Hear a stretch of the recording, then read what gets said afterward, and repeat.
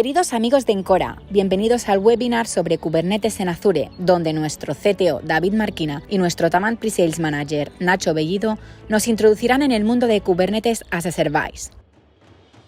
Muchas gracias a todos por asistir y bueno, pues como os explicaba Josep, vamos a explicar un poco las tecnologías. Si os acordáis en el anterior webinar, ¿verdad? Hablábamos de lo que son las tecnologías de contenedores y dentro de las tecnologías de contenedores hablábamos de que un elemento básico y que nos da un pilar adicional dentro de las tecnologías de contenedores son los orquestadores, ¿vale? Que es lo que nos permite dotar a estos contenedores de una inteligencia, ¿verdad? Y hacer un autoescalado y bueno, dotarles de lo que viene a ser un poco características enterprise, ¿vale? Y dentro de ellos, que si os acordáis, mencionamos dos especialmente, uno era OpenShift de Red Hat, hoy IBM, ¿no? Y otro era Kubernetes, que es open source, ¿no? Hay una forma de desplegar estos Kubernetes como un servicio, esta tecnología de Kubernetes, como un servicio dentro de un cloud público, la mayoría lo tienen, ¿no? En el caso de Azure se llama AKS, y bueno, viene a ser un poco una forma de simplificar, ¿no? Porque en la KubeCon del 2020, si no conocéis tecnologías de contenedores, pues os diré KubeCon y os suena pues a marca de fregonas o a de cubo de la basura, ¿no? Pues no, pues la KubeCon es el evento, la conferencia anual de usuarios de Kubernetes, ¿no? Que creo que un año incluso se ha realizado en Barcelona. Y bueno, básicamente se hizo una encuesta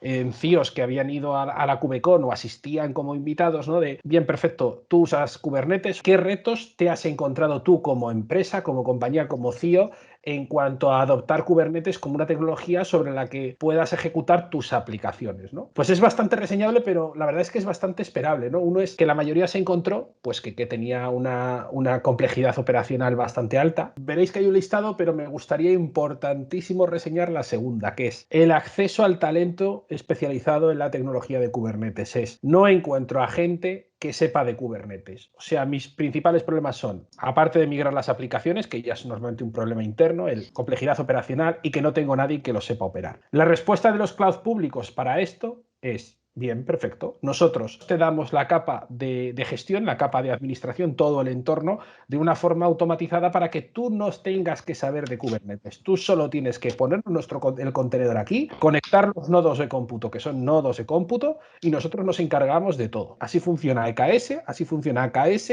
y así funciona GKE. Básicamente los tres viene a ser una capa común y los tres son muy parecidos, ¿vale? Valor fundamental. Cuando yo estoy inyectando un Kubernetes, contenedor estoy corriendo en un Kubernetes as a Service, como son estos tres servicios y especialmente AKS, pierdo muchas funcionalidades que tengo en un clúster de Kubernetes on-premise, no tanto funciones tecnológicas, sino cosas como puedo hacer backup, puedo parametrizar determinadas cosas, puedo personalizar. Esto no lo tengo, ¿vale? Lo que nos viene a simplificar especialmente una tecnología as a service, ¿vale? Es lo que se llaman las operaciones de día 2, que esto lo quería reseñar aparte, ¿no? Es decir, tenemos las tecnologías de día 0 y día 1, que es voy a hacer unos requerimientos, voy a hacer toda la arquitectura y lo voy a desplegar, que esto lo tengo que hacer tanto on-premise como en un servicio, ¿verdad? O sea, es decir, yo esto lo tengo que seguir. En un servicio en cloud será más sencillo porque no tengo que depender del hardware, pero sigo teniendo que hacer un setup y una instalación. Pero en todo lo que es el día 2, que estas operaciones, estos costes OPEX rutinarios de mantenimiento, de administración, de preocuparme, esto es lo que nos viene a reducir, ¿vale? Las operaciones de día 2. Y esto es muy importante que lo sepamos. O sea, no quiere decir que Kubernetes as a Service pulse un botón y se despliegue solo. Ayuda mucho, simplifica mucho, pero es más en el día a día donde nos viene a ayudar. Entrando un poco en lo que viene a ser toda la arquitectura de AKS, que es un poco diferente, cómo se estructura, ¿bien? ¿Qué es lo que nos administra Azure y qué es lo que tenemos que administrar nosotros? ¿Os acordáis? Capa de control plane, que es la capa de administrador y donde puedo gestionar todo. Esto es lo que nos provee Azure y yo lo que tengo que proveer son nodos en este caso son instancias virtuales donde ejecutar mis contenedores. Sí que es cierto que yo a través de un panel de Azure puedo inyectar en estas instancias el sistema operativo Linux con los demonios y con todo lo que necesitan, pero yo estos nodos los voy contratando aparte. De hecho, Nacho, ¿verdad? Si no me equivoco, y esto lo desarrollaremos un poco, ¿verdad? La parte de control plane es totalmente gratuita, solo pago por los nodos, ¿verdad? Eso, sí. Toda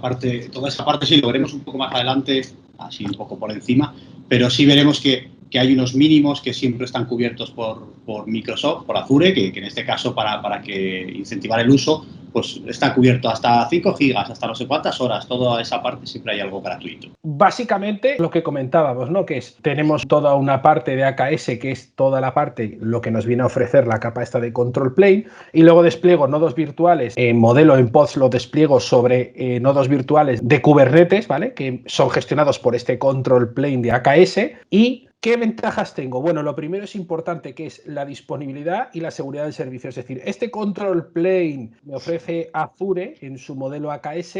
Está gestionado, ¿verdad, Nacho? Entra dentro del acuerdo del Agreement Global de servicios del 99,5% que me ofrece Azure, ¿verdad? Es así, si no me acuerdo, no Sí, recuerdo sí, mal, sí, sí, ¿verdad? eso es. Al final todos los servicios que corren Azure tienen una pauta general sobre cumplimiento y todos corren por la misma. O sea, es lo mismo que un sistema de correo, que un sistema, una base de datos en SQL, todos corren con unos mínimos, ¿vale? Y luego a partir de ahí se pueden mejorar esos Pero las porcentajes. instancias, eres tú el que tiene que elegir, ¿verdad? En esa instancia, en ese nodo de cómputo que tú compras, donde tú vas a desplegar los contenedores, ¿verdad, Nacho? Eres tú que según el tipo o el coste que quieras asumir, eres tú el que tiene que elegir la disponibilidad que va a tener ese servicio, ese cómputo, ¿verdad? Porque hay nodos, hay instancias que, si no recuerdo mal de cómputo, que se pueden, o sea, que no tienen ningún tipo de SLA, son muy baratas, ¿verdad? Pero se borran, se apagan en función un poco de la demanda de Azure, ¿verdad? Eso es, eso es. Tú tienes, bueno, de hecho, cuando lo vas a seleccionar, te dice qué tipo de nodo quieres utilizar. Si quieres usar un nodo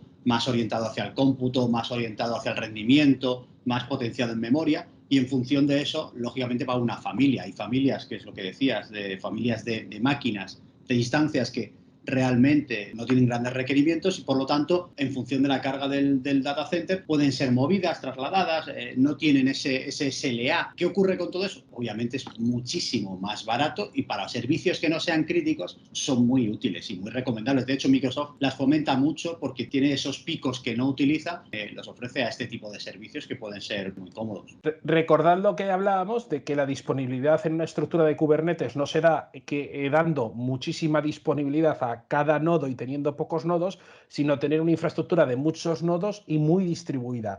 Damos la disponibilidad con el volumen y con balanceos de carga, no con disponibilidad sobre un nodo. O sea, nos interesa tener más 20 nodos pequeñitos y sobre esos ejecutar varios pods con varias aplicaciones que tener un único. El concepto cambia. Bueno, luego hay otro punto muy interesante que es el concepto lift and shift, ¿no? Que tiene toda la parte Azure, que es tú traes el contenedor y yo ya te doy las posibilidades, inyectas tu contenedor a través de GitHub, lo inyectas en el registro y yo ya estoy dispuesto para que tú despliegues estos contenedores dentro de pod en AKS y que luego interactúes con el resto, ¿no? Entonces, a mí hay una cosa aquí que me resulta muy interesante y que es algo bastante importante, que es la capa de Azure Active Directory, ¿no, Nacho? Que es todo lo que nos aporta en cuanto a roles, ¿verdad? Que es muy interesante. Si tienes una parte de DevOps que puedes conectar el PowerShell directamente, lo conectas con un recurso de GitHub, por lo tanto tienes todos los scripts que estén ahí subidos, tienes disponibilidad de ellos por línea de comandos para implementarlo en tu entorno. O sea, súper sencillo de gestionar y luego de hacer el lift and shift, ¿no? Que es coger lo que tú tienes, paquetizarlo y depositarlo en un sitio que ya está empaquetado. Y luego, para el acceso, más sencillo no puede ser. Tenemos Azure Active Directory. Lo podemos hacer súper fácil, que es utilizar los recursos que ya tenemos. Por ejemplo, tenemos Office 365, con eso ya tenemos un Azure Active Directory por detrás, lo conectamos y ya tenemos habilitada la validación de directorio activo para todos nuestros usuarios. Es decir, si se van a conectar con las mismas credenciales de Office 365, ya están accediendo a nuestros recursos. No requiere nada más. Yo creo que es muy importante, no solo despliego Kubernetes, ¿no? Sino tengo toda esta arquitectura alrededor donde puedo desplegar servicios y cosas. Bueno, aquí, Nacho, si quieres te dejo a ti para que lo expliques, que lo haces fenomenal, ¿no? Que es un poco todo el modelo de coste, ¿no? De cómo licencio y cómo pago, si te parece, que yo creo que resulta muy interesante a todo el mundo, que hablamos siempre de, recordar, los nodos de cómputo. Para configurar la solución, muy sencillo. Tenemos unas instancias que son prácticamente, no son todas las que tenemos cuando levantamos una máquina virtual porque no es el mismo entorno, pero muchas de ellas sí forman parte de esas características. Entonces, no tenemos más que elegir para qué queremos nuestro entorno. Oye, pues queremos GPU en Kubernetes, no tiene ningún sentido. Vamos, de hecho, cuando marcas GPU, aunque sale aquí en el desplegable, no te ofrece ninguna máquina. Pero bueno, sí que tienes las optimizaciones y en función de eso la familia a la que están orientadas. Tú eliges tan sencillo como elegir el número de máquinas, ¿vale? Pues más o menos. 2 virtual CPUs, 8 GB de RAM, me vale. ¿Cuántas máquinas voy a levantar? Lo que decía David. Aquí no es tan importante tener una máquina mucho tiempo levantada, sino son muchas máquinas las que tienen que estar, que forman parte del mismo clúster. ¿Cuántas máquinas voy a tener? 5, 6, 8. ¿Voy a tener discos que quiero anexar a las máquinas, sí o no? En principio, lógicamente, habrá que ponerles algún disco para que intercambien información. Y luego, número de clústeres que queremos montar. 1, 2, 3. Ventajas que luego tenemos, las mismas que con cualquier entorno.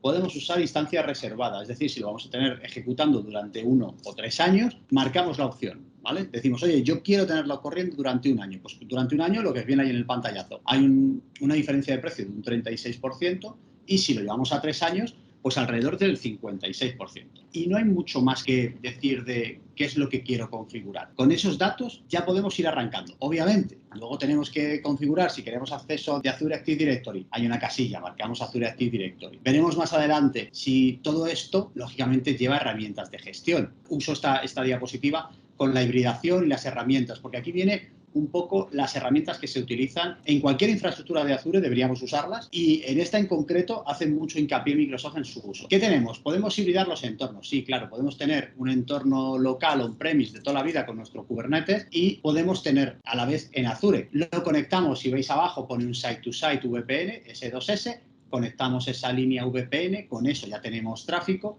tenemos el Azure Monitor, porque así podemos gestionar los flujos de datos hacia dónde van, de dónde vienen y hacia dónde se dirigen. Y luego tenemos por encima, si os fijáis a la derecha, pone Azure Policy. El Azure Policy es una parte del acceso, de la seguridad. Es decir, fijamos políticas de consumo en función de nuestros usuarios, que es lo que decía David de, oye, esto es súper cómodo hacerlo con Azure Active Directory y ese grupo de roles que tiene. Súper cómodo. Y le añadimos Azure Policy para controlar dónde está todo y quién accede a qué y si podemos o no podemos o podemos generar recursos nuevos o no. Sobre esto, le añadimos el Azure, el Security Center. El Security Center o debería ir en prácticamente todos los proyectos de Azure. ¿Por qué? El Azure Security Center, que lo hemos visto, ¿no? Que se coloca por encima. Bueno, pues el Azure Security Center lo que hace es como algo que va a estar escaneando todo el rato el entorno, va a estar revisándolo y va a decirnos, oye, este entorno está bien, pero te has dejado esto abierto. O está bien, pero las políticas que has generado no dejan entrar a nadie. O hay fuga de información por este otro lado. Todo esto lo podemos añadir, lo sumamos junto con el Azure Defender, que al final es el que nos protege dentro de nuestra infraestructura. Le decimos, tenemos un entorno de Kubernetes, tenemos tantos nodos, tantos clústeres, tantas imágenes en los nodos desplegadas y en función de eso activamos el Defender. El Defender nos va a proteger todo ese entorno y va a reportar directamente al Security Center para que desde dentro de una consola seamos capaces de saber las vulnerabilidades que tenemos, si hay algo que no estamos haciendo correctamente, si estamos infrautilizando los recursos o hemos sobredimensionado nuestro entorno y no tenemos tanta demanda.